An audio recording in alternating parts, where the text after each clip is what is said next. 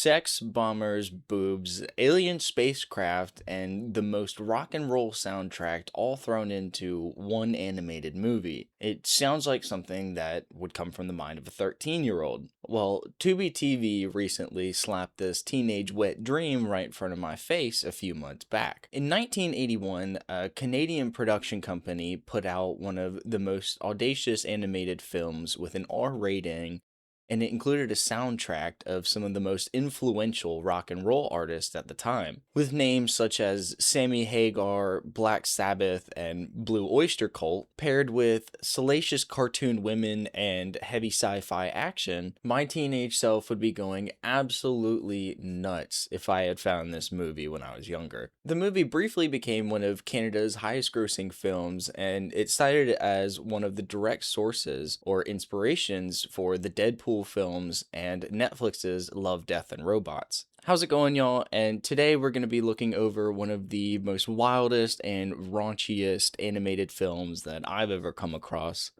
Heavy Metal from 1981.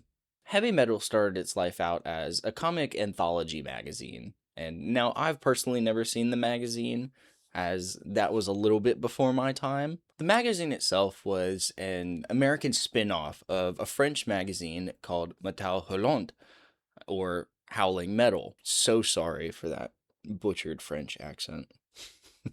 Writers and illustrators moved back and forth from the American and the French versions of the magazine, so a lot of the different animations in the movie date back or are related to a whole bunch of French comics that I've personally never seen. The movie Heavy Metal was produced by a man named Ivan Reitman. Ivan was the producer behind famous movies such as Stripes or National Lampoon's Animal House. Both are really good movies, and I actually went to an Animal House themed party not terribly long ago. Here you go.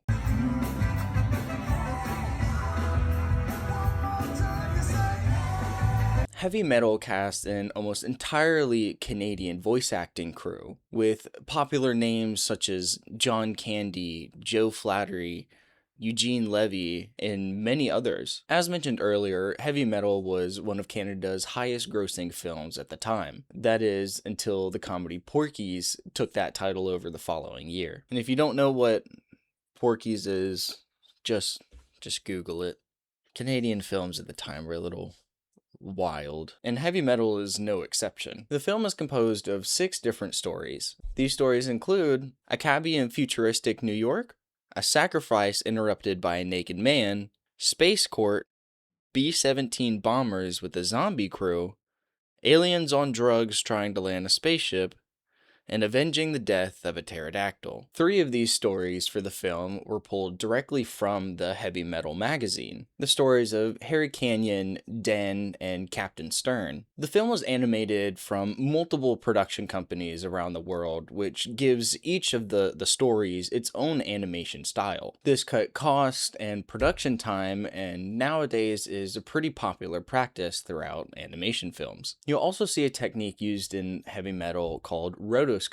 This is the process of filming live actors or models and then transcribing them over onto animation cells. This was considered cutting edge for the 80s at the time, but nowadays we see it in all sorts of Hollywood movies and AAA video game companies. Some more traditional animators at the time even called it artistic cheating, which is funny to think about now considering all of the AI slop and imagery and unauthentic art that's out there. I mean, I know that my thumbnails and stuff don't look the best, but at least I can say that I made them through Photoshop, and they're only going to get better from there. Infamously, Ralph Bakshi used the rotoscoping technique in his animation for The Lord of the Rings in 1979. Heavy Metal uses rotoscoping in the initial car parachute scene that we'll talk about here in a little bit, as well as the final Tarna story. But with that, enough rambling, and let's dive right into the movie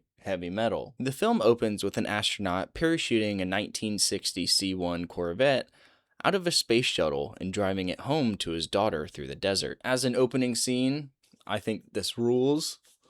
Not because I'm biased or anything, Definitely Definitely not because I'm biased or anything. Once the astronaut gets home, he pulls a briefcase out of the trunk of his car and brings it inside. His daughter greets him with excitement, hoping that he brought her a gift from work. He opens up the briefcase, and inside is a small green glowing orb. The green glowing orb raises up out of the briefcase and immediately dissolves the astronaut. The orb floats over to the daughter, corners her, and introduces itself. It calls itself the Loc-Nar, and it says, I'm paraphrasing here, it explains that it's the sum of all evil. It has existed across every timeline, every dimension, every corner of the universe, and it has destroyed everything it has ever touched. And then the Loc-Nar explains to the astronaut's daughter exactly how he plans on doing this. And here we move into our first story, the story of Harry Canyon, who's a New York cabbie and is one of the first stories that was pulled directly from the magazine. The story starts by dropping us into a scene with some space miners digging up the Loc-Nar. One of the miners attempts to touch the Loc-Nar but dissolves on contact. We then shift to a skyline of what New York City would look like in the year 2031 to the 80s mind. The city is filled with flying cars and towering skyscrapers, but also some more or less futuristic stuff like newspapers and payphones. And yes, that was the Twin Towers that you saw.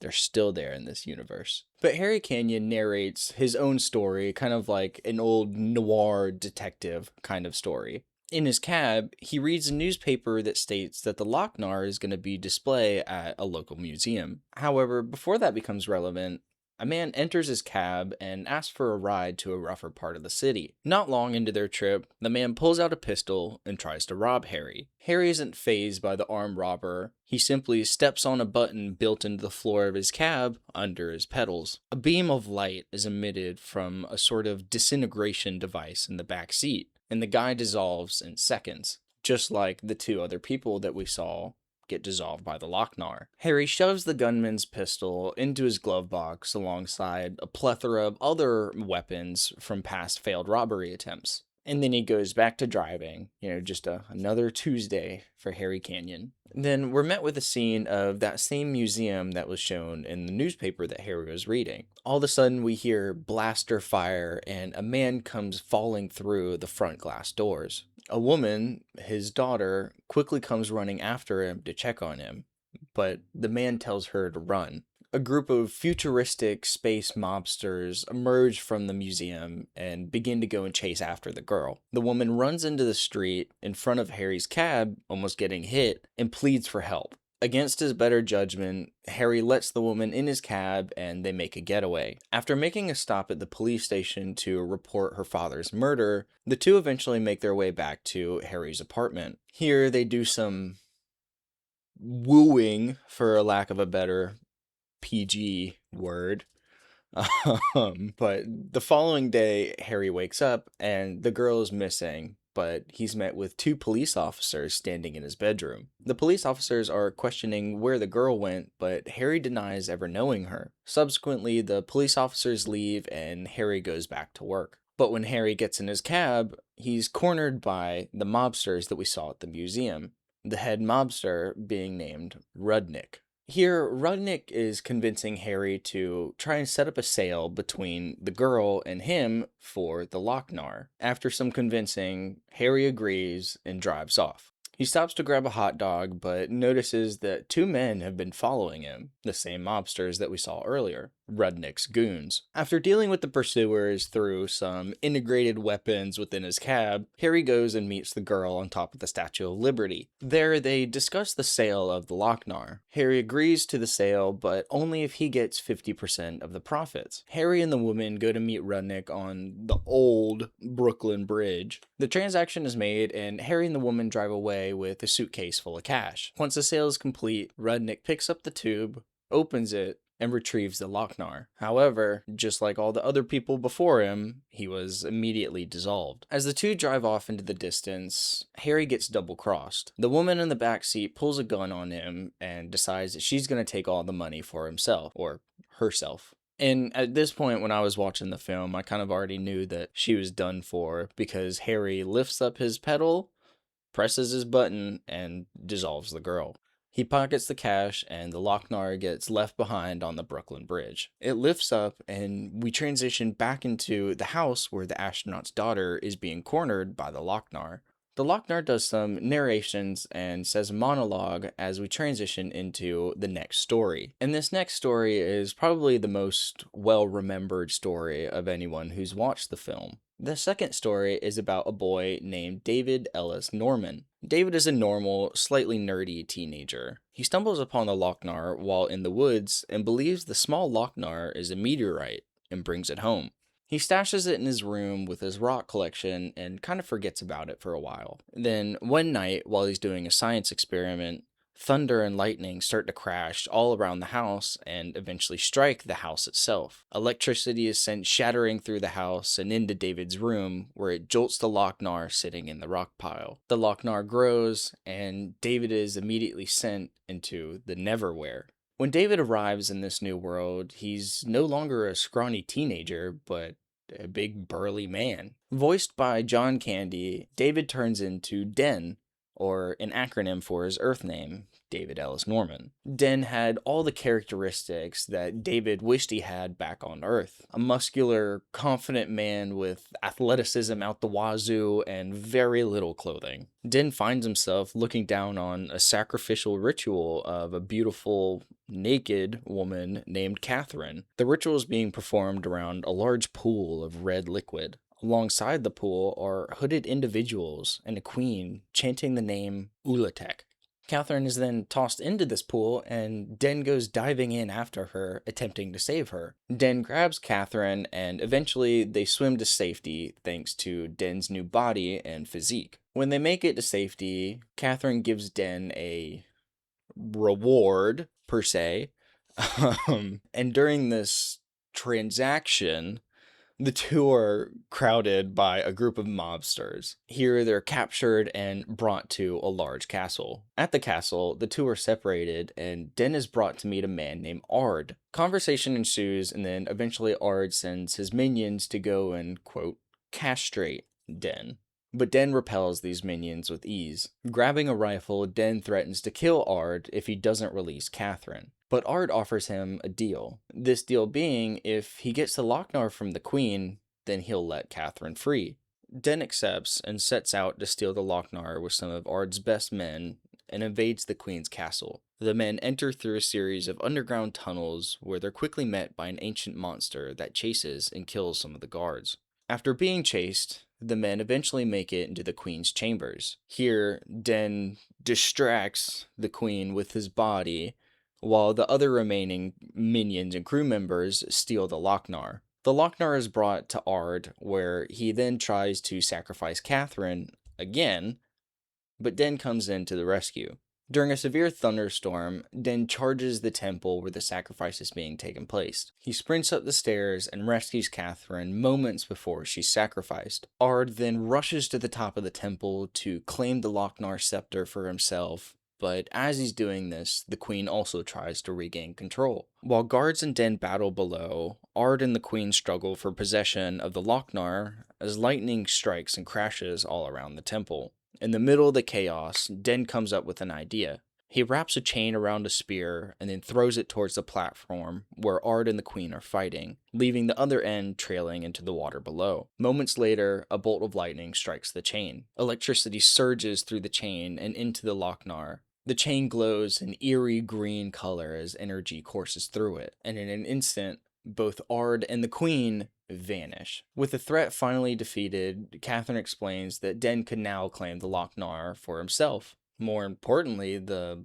artifact could even send Den back to Earth. However, Den refuses and wants nothing to do with the Loc-Nar. Back on Earth, he was just an ordinary teenager, but here in the Neverwhere, he was a hero. So rather than seize control, Den and Catherine climb onto one of the giant flying insects and ride off into the distance. With the Loc-Nar left behind, it begins to pulse and glow as we transition into our next story. To begin the next story, the size of a marble, the Loc-Nar enters a space station and rests in the hallway. A man with an enormous chin and nose comes across the Loc-Nar and picks it up. We immediately cut to a courtroom resting within this giant space station. Standing before a crowd of aliens and robots is a man named Captain Lincoln F. Stern.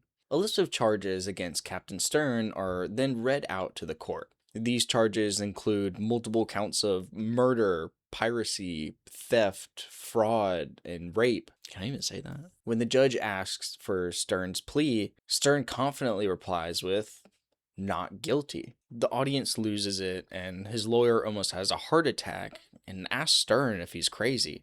Stern's only response is, "I have an angle." A witness is then brought to the stand, a man named Hanover Fist, Stern's supposed angle, and the same man that picked up the Loc-Nar in the hallway. As testimony begins, all seems to be going to plan. Hanover describes Stern as a generous and kind-hearted man. Come to find out that Stern promised Hanover 35,000 Zuleks to testify on his behalf.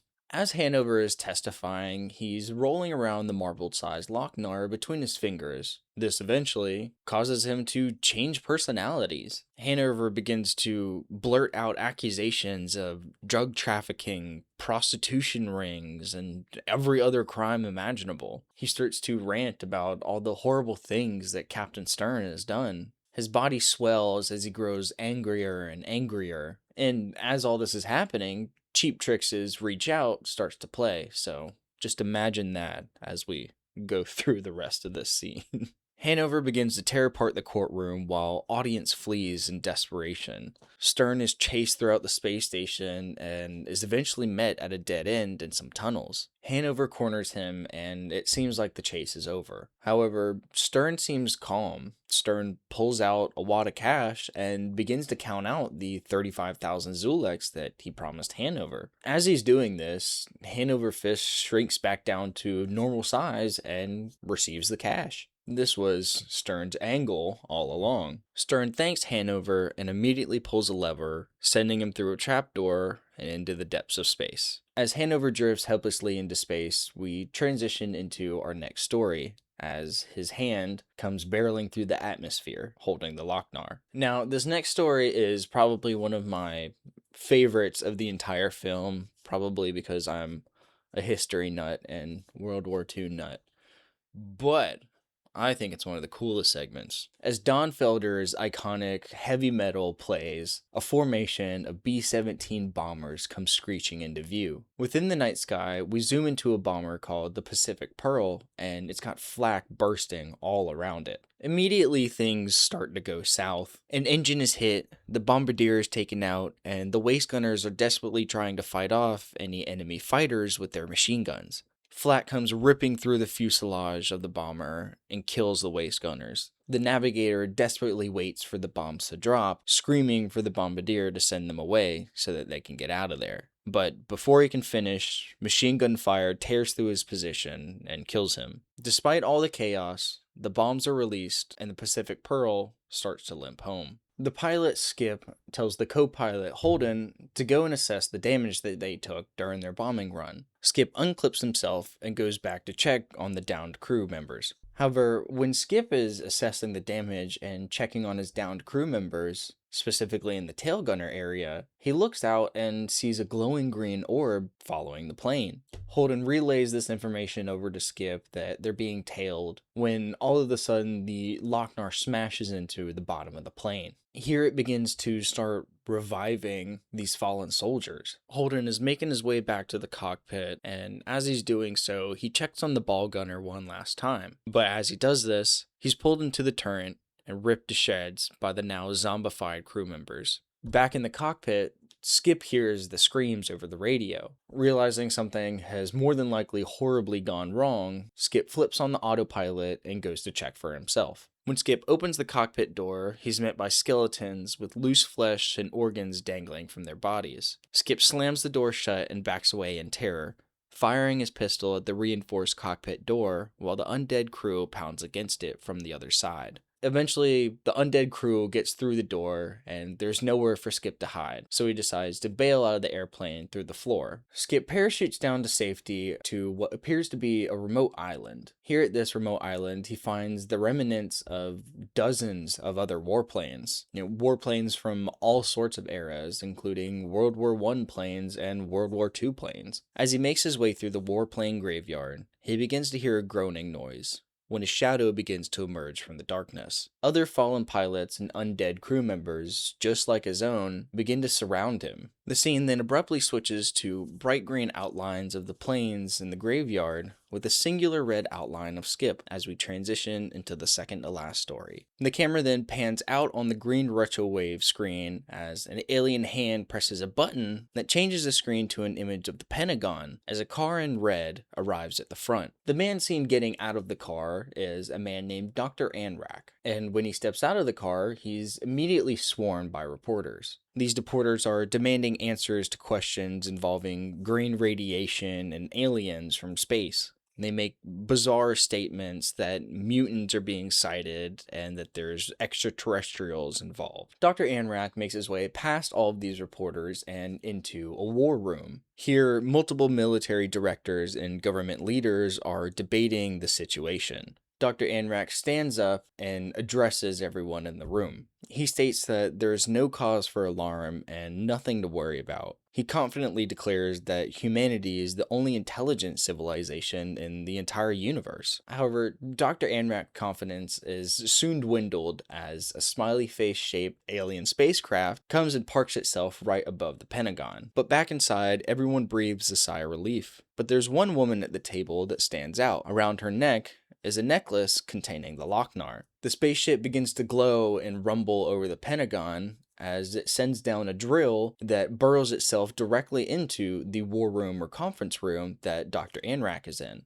Dr. Anrak stumbles over his words and immediately launches himself over the table in an attempt to grab the Loc-Nar off of this woman's neck. At that moment, the spaceship sucks up both Dr. Anrak and the woman and carries them on board. After passing through a series of tubes, the pair arrive on the bridge of the spaceship, where we discover that the crew consists of stoner aliens and a horny robot. Dr. Anrak, unfortunately, does not come out of the tubes alive. He comes out in a pile of dust, but the woman is unharmed. And to be honest with you, the woman doesn't seem terribly concerned that she was just abducted by aliens, but rather that she's going to miss her dinner and her doctor's appointment later that week. Nonetheless, the robot starts to get, quote, sweet with the woman as it offers her a drink and they walk back into his room. The hippie aliens put the spaceship in drive and they make their way back out into the stars. However, before making it too far on their journey, the aliens pull out some plutonium Nyborg. The aliens then proceed to nosedive, and just by watching this scene, I'm sure that you can guess what this is supposed to represent. We're then sent into a cosmic fever dream and probably the most psychedelic part of the entire film. Cut to a scene of the robot and the woman lying in bed after romanticizing, and then the robot and the woman eventually start to go steady. Yes, woman and robot go steady, but only under one condition. The woman said it had to be a Jewish wedding. Eventually, the spaceship makes its way back into a giant space station. A space station so large it's practically a city. As the spaceship approaches, our stoned pilots attempt to make a landing. The smiley face of a spaceship comes crashing into the hangar, clipping the side, and a couple bounces later, the spaceship comes to a stop, and we segue into our final story. This final story begins with the Loc-Nar drifting across the desert. It passes over a campfire with people sitting around it right before crashing into a distant mountain. Then that mountain begins to glow. Crowds begin to gather and make a pilgrimage towards the mountain in the glowing green Loc-Nar. Leading the crowd is a mysterious figure dressed in red, a man with a mechanical arm and a strange medallion hanging around his neck. Then, when they're all close, the mountain begins to violently shake and erupts. A tidal wave of glowing green liquid pours down the mountainside, engulfing the crowd below. Clutching his medallion, the man in red is swallowed alongside with everyone else. For a moment, he disappears beneath the flood of green lava, but eventually a hand emerges, and then a second robotical hand emerges. The man rises from the green lava sea, transformed into a mutant, and begins to chant, "Death, death to all who oppose us." With those words, the mutant man and his army of followers begin to push on to a neighboring city. As they arrive, Black Sabbath, the mob rules begins to play, and the horde storms the city and begins to slaughter anyone unfortunate enough to stand in their way. Meanwhile, the city's ruling council gathers together to discuss the conflict and chaos that's going on outside. Some argue that they should fight, while others argue that they should flee as they're not a warrior race. But the elder reminds them of an ancient pact that would protect them. Long ago, their people were protected by a legendary warrior race known as the Terrakians. However, some of the village elders believe that all of the Terrakians are extinct and that no one will come to save them. While the elders debate, a Caillou-looking jester...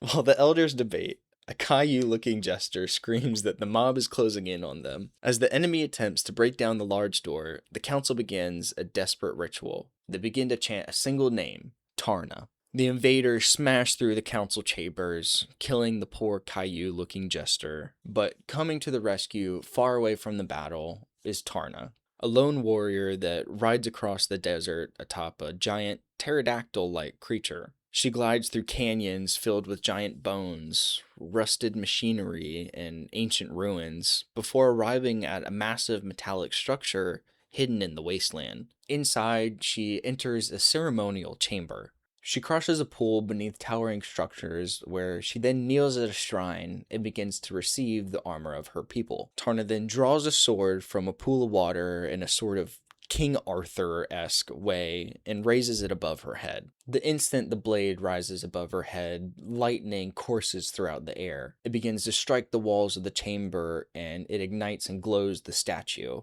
Then Tarna sets off to save the city. But when Tarna finally reaches the city, it's already too late. She flies over a burning city with bodies lining the streets. Even the council is dead and their shrine destroyed. Among the dead elders, she discovers a familiar medallion, one similar to that of the man in the red jacket. Following clues, the trail leads her to a crowded tavern where mobsters and the rest of the mutant army are hanging out. Here there's also probably my favorite background or supporting characters. It's the band that's playing in this tavern because they are laying down quite the funky beat. Eventually, a group of 3 men decide to harass Tarna. Within seconds, she smashes her beer glass over the heads of one of the assailants, draws her sword, and beheads all 3 of them. She sheaths her sword, calmly places the medallion on the bar, and demands answers. The bartender points in the direction of the mutant army and the mutant man in the red jacket. Tarna sets off, but unfortunately,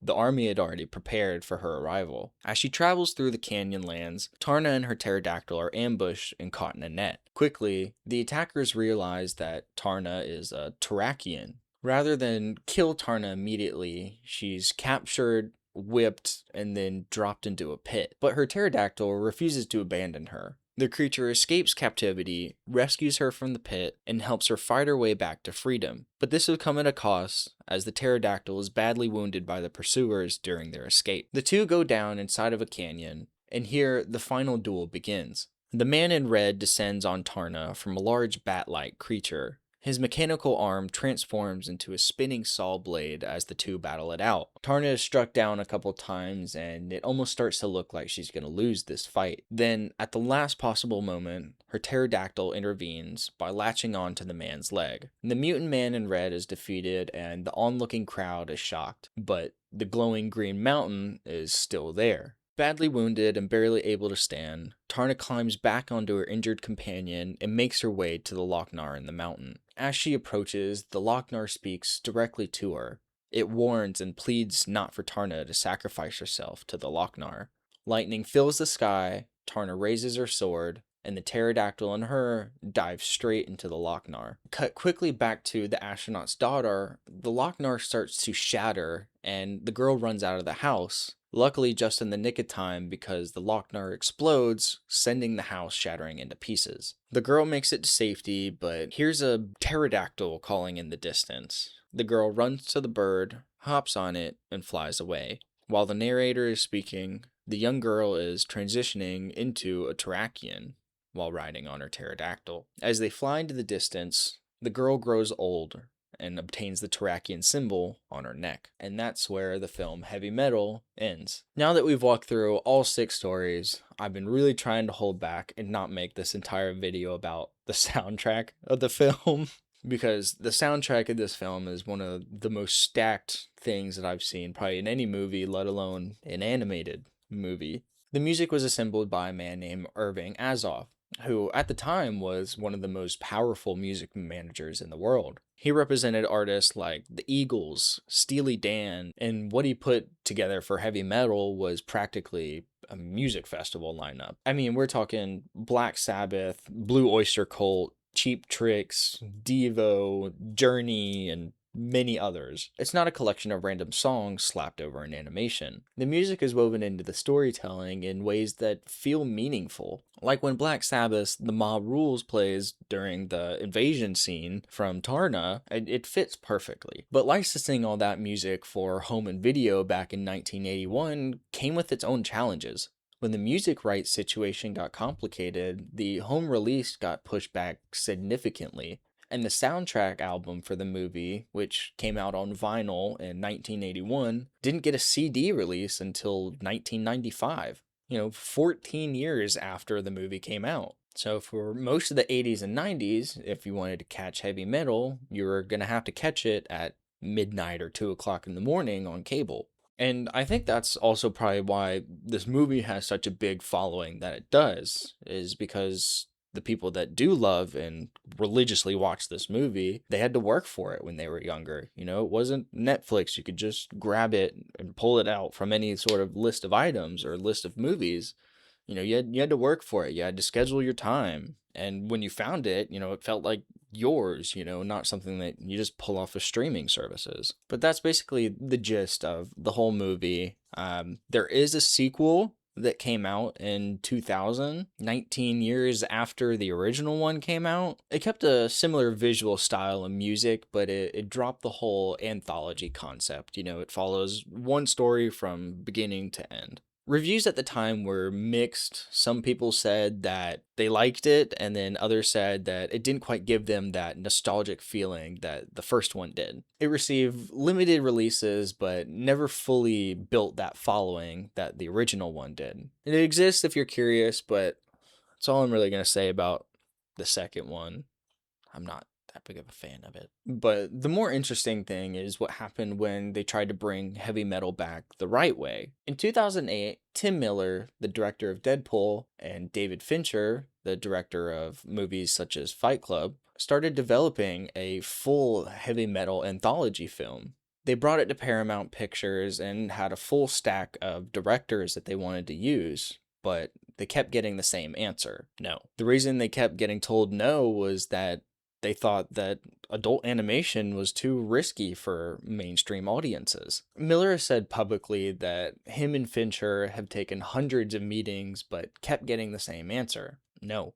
After some time, the two put the project down. Tim went and released Deadpool, and that was a huge success. So after that, they decided, let's try and revisit this. But instead of going back to a studio, they went to Netflix, and they dropped the heavy metal name and started fresh with original stories. That series would become Love, Death, and Robots, which is now on its 4th season. In interviews, Tim says that Love, Death, and Robots wouldn't exist without heavy metal. Because the anthology feature that they wanted to make with heavy metal never got off the ground, they needed another format, another way to tell those stories. So the next time you watch Love, Death, and Robots on Netflix, give a nod to heavy metal. Now, I don't want to leave without kind of speaking about what's actually underneath all of it as well. On the surface, heavy metal is pretty easy to describe. It's adult animation, rock music, fantasy violence, and lots of nudity. Every single story in this film is about what happens when someone or something gets close to the Loc-Nar, gets near power, or gets near something that promises them more than what they have.